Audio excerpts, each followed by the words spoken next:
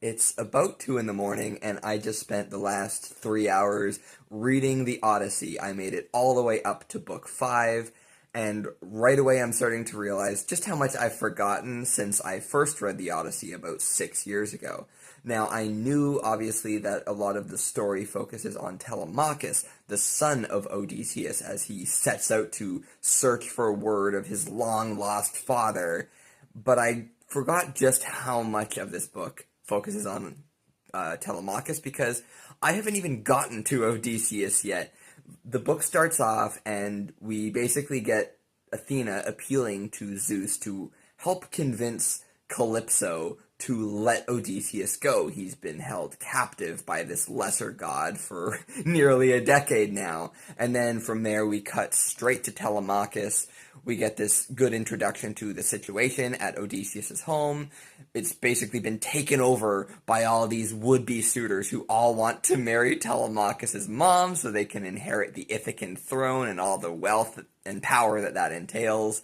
But Athena shows up and she's like, I have this vision about your father returning. Come with me, or whatever.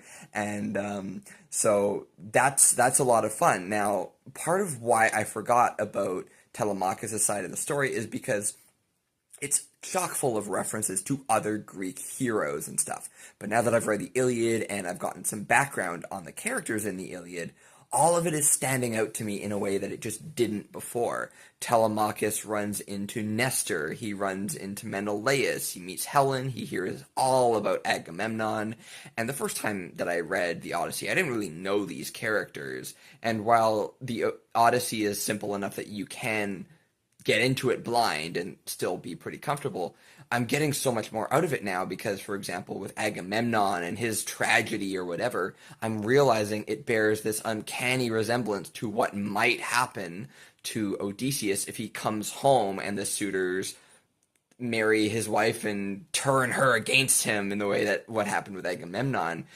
So I get a lot of it more, so I feel like I'm going to retain all of the Telemachus stuff better than I did the first time I read the Odyssey.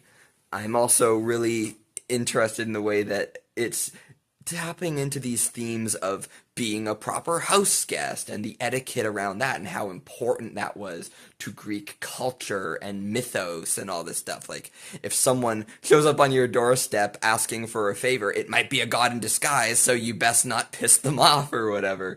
So there's a lot I'm learning. It's not as humorous as I remember, but maybe that'll come into play later. But anyway, hope you enjoy this update. Continue to follow me as I read along with the Odyssey.